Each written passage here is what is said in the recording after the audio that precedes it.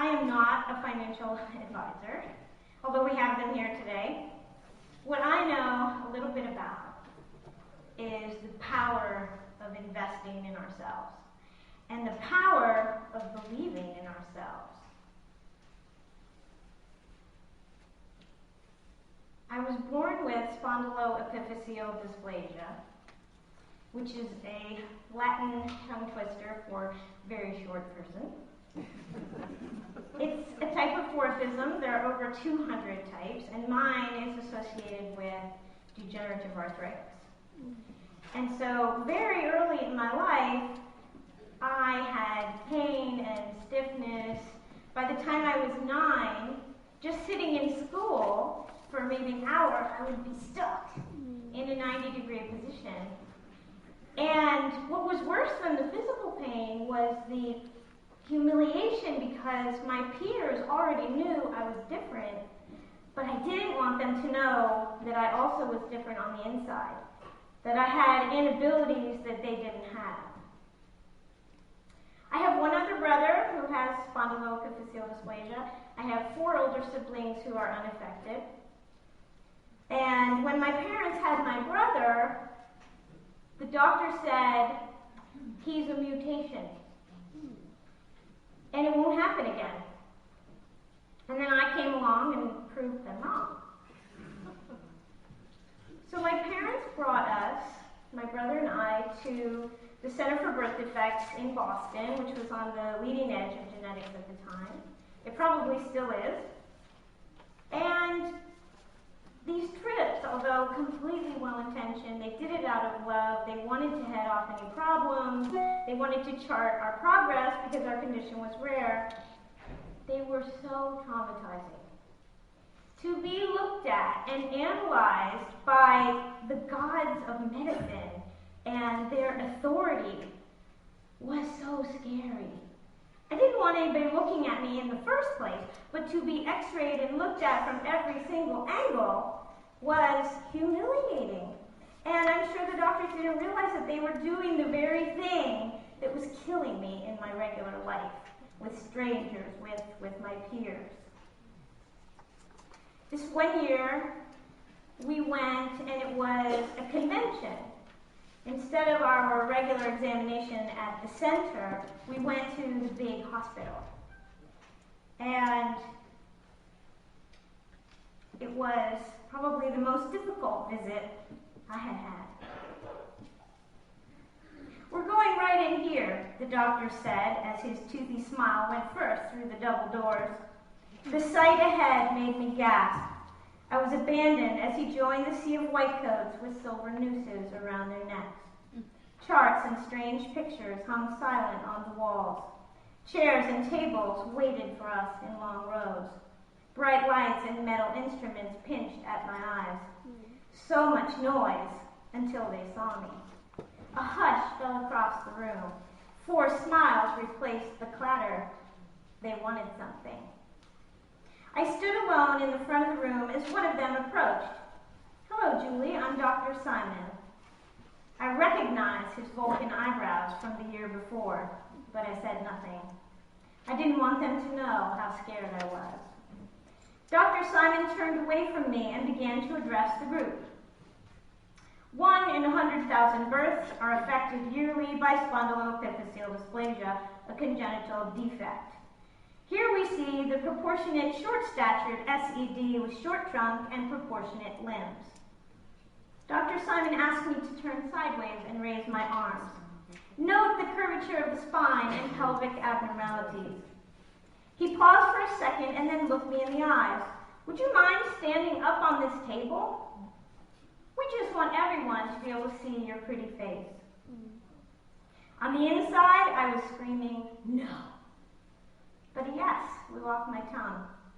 Even though I hated them, I wanted to be good. I was taught to be good, even for the white coats. Someone grabbed me under my armpits and lifted me into the air up on display. Dr. Simon continued, his strange words pressing into my ears as another doctor moved my limbs, turning and twisting them, bending and straightening. His hollow voice magnified my flaws.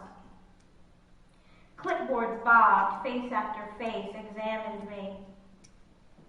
They nodded as they scribbled notes and measurements.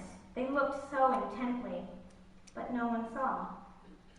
The exhibition continued as I drifted away, desperate to drown out the labels that were anchoring inside. Defect, abnormal. Would you mind bending forward for me, Julie? I obeyed as he continued. Note the decreased range of motion of the lumbar spine, narrow disc spaces, limited flexibility in neck, decreased range of hip rotation, and degenerative changes in hips and misaligned knees. There are irregular epiphyses and abnormal growth of the long bones.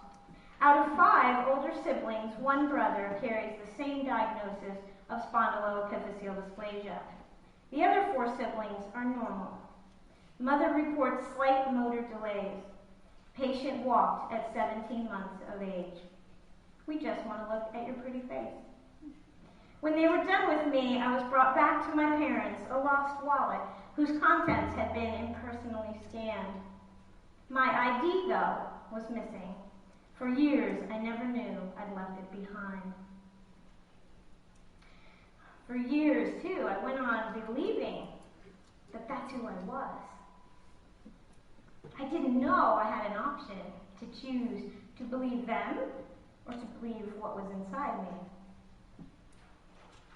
I worked hard in school to try and make up for these shortcomings and these impossible repairs that seemed to be a done deal for me. I couldn't change it. I couldn't make it better.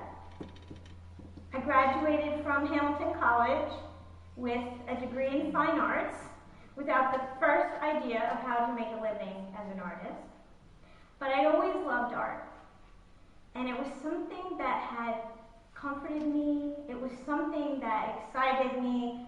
I lost track of all time when I was working on my art. At the same time, I became really interested in alternative medicine because to me it meant I could walk away from the white coats. And there was a school. Yikes.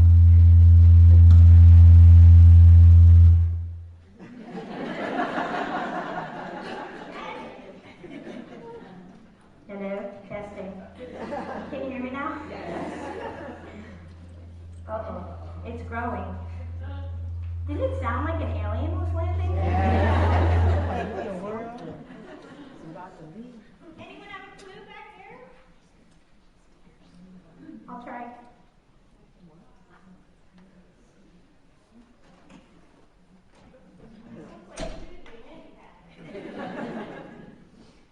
Now it's not working.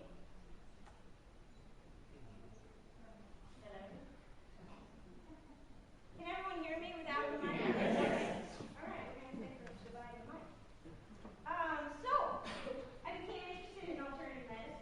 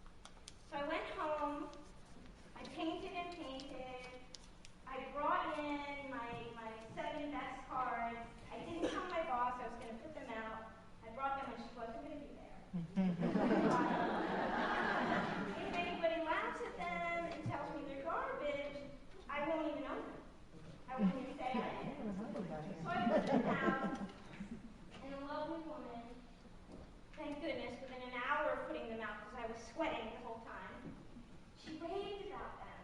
And she bought 4 or 5 of the 6 or 7 I had. And then she commissioned painting. And she set me on the way to be a freelance artist, which allowed me to stay hidden in my apartment, work by phone and by mail. We didn't have the internet back then. And so I became a freelance artist. I stayed very small in terms of business, though, for years because I was afraid. On the outside, I said I wanted success, but I was afraid of being put out there like this. And so I only did as much as I could do. And years went by. I met my wonderful husband because of these books that were telling me it was inside, it was up to me. I didn't think it would ever happen, and it did. About a month or 2 after we were married, everything was looking so good. I had a lot more work.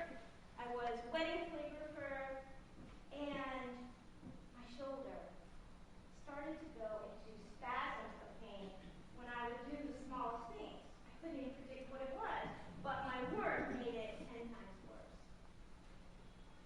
And I was crushed. And all my old fears about never being good enough, and my body ruining everything, they came rushing back as if I'd never dealt with them at all. And actually, I was still dragging them around, I just didn't realize it.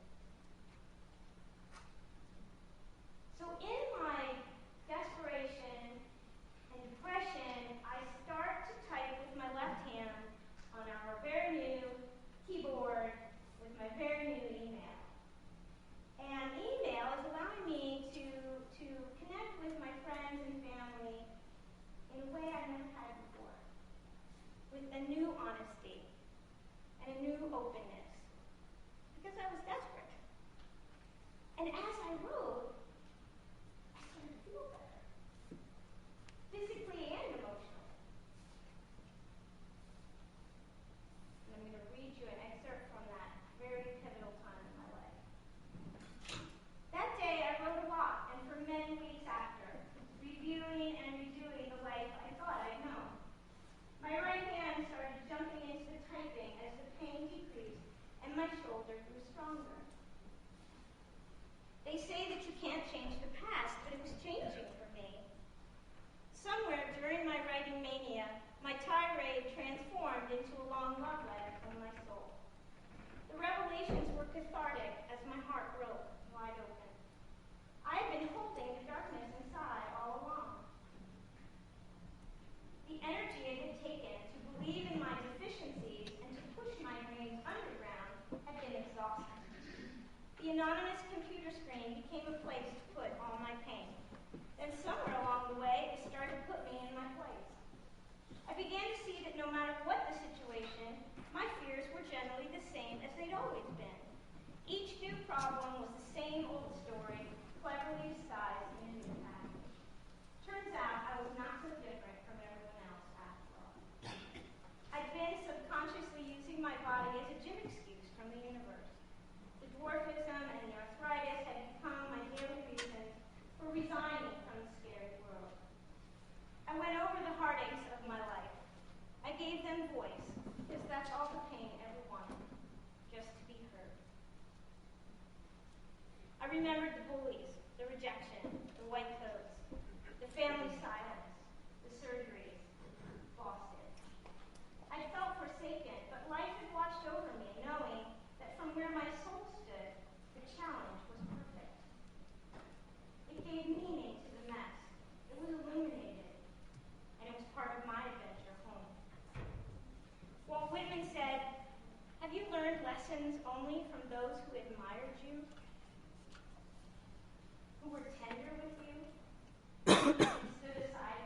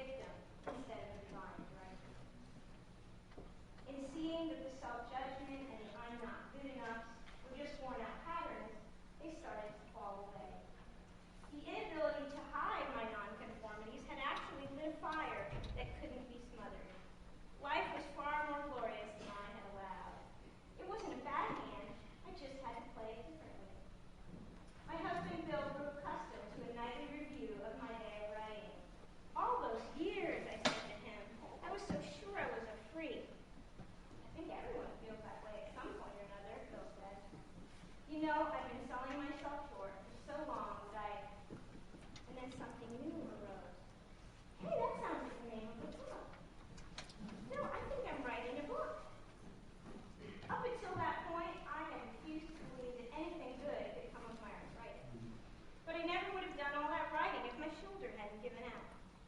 Relief tackled me to the floor. The desire to share the purposefulness of my sob stories was encouraging me to finally meet them.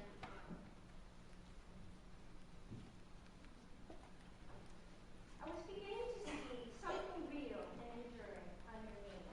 My life became bigger than my separate little self, and I felt connected and renewed before I even changed a thing. The only thing standing in my dreams all along was my own disbelief. I had strayed about 1,000,000 miles from my true self, and now I was making my way back. My body hadn't been in the way, it was showing me the way. All at once, I felt like an honored guest in my own life. I had thought for so long that being a little person was a disadvantage and would poison every aspect of my life, the way finances sometimes feel.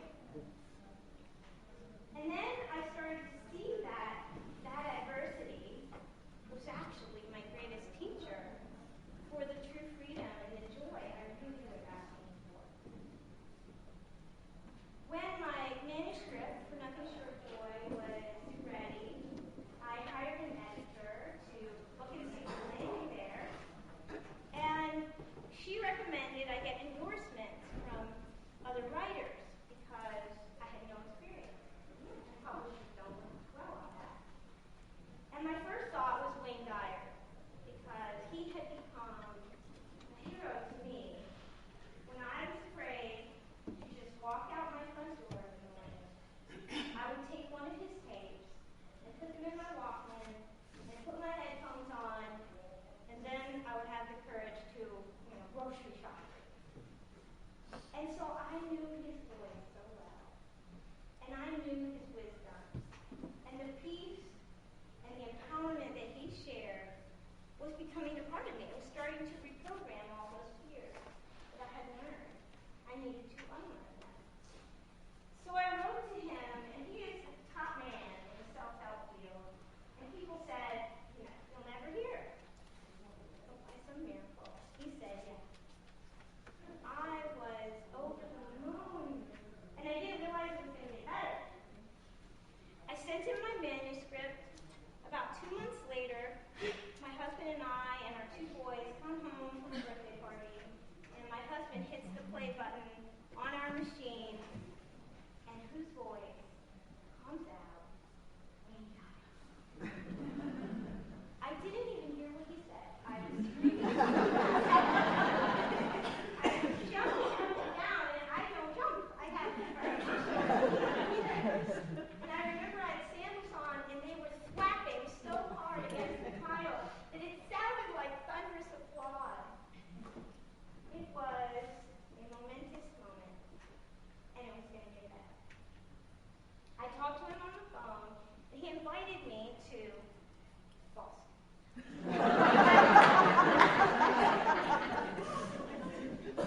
Now I'm loving this. And I think how perfect it is. And I go to sell my books, and instead they sit me in front. And as he's coming down to present, he turns the corner and he says to me, I'm going to call you on stage. Can you talk for a few minutes? I said, yes. I've never spoken before an audience, let alone 1,000 people. I sat there in my chair, trying to breathe, trying to think of what to say. And when I got up there, I didn't pass out. My knees didn't buckle. I managed to speak because he showed me this confidence, this validation for what I was doing. And it's a little clip of this is on my website if you want to see it, nothingshortofjoy.com. And now you know the backstory. It was the first time I ended up then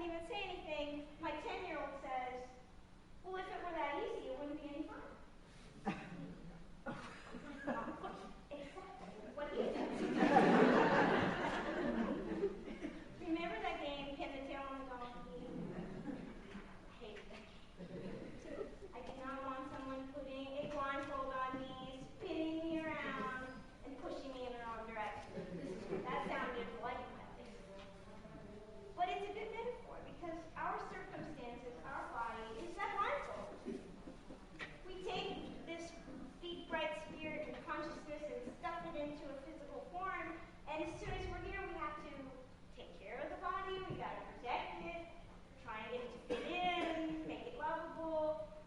And all these distractions, we forget the purpose of the game. It's the challenge, it's the fun, it's the adventure. If it was too easy, it wouldn't be. Before I wrap it up, I'm going to answer questions at the end, so if you have anything percolating, I'd love to hear it. I love the Cherokee legend of the two wolves. You may have heard it. It's going around the internet. A grandmother is talking to her granddaughter, and she says, inside all of us, there are two wolves. The dark wolf believes in the power of hate and anger and bitterness and aggression. And she believes that we're all out for ourselves and we're essentially alone in the world. And the white wolf believes in the ultimate power of love and of peace and joy and community and empowerment. And she believes that we're all part of a greater whole and that we're never living alone. And the grandmother says these two wolves battle inside us every day for our attention, sometimes every moment. And the granddaughter says, well, which one will win? And the grandmother says, whichever one you feed. And by being here today, you're feeding those positive choices. You're creating a place of change just by your willingness to learn and grow, by your belief that you can. Joy and peace and empowerment are a habit. We all have the habit of the negativity. It's the positive side that has to become more a part of our everyday life. My body has become a walking billboard for what's possible. Never knowing what's going to happen in a good way. And no matter how bad it looks, or what losses we've sustained, or what traumas we've been through, there's always help. And there's help here today. And there's tremendous help inside of each of us. And as we change that inner landscape,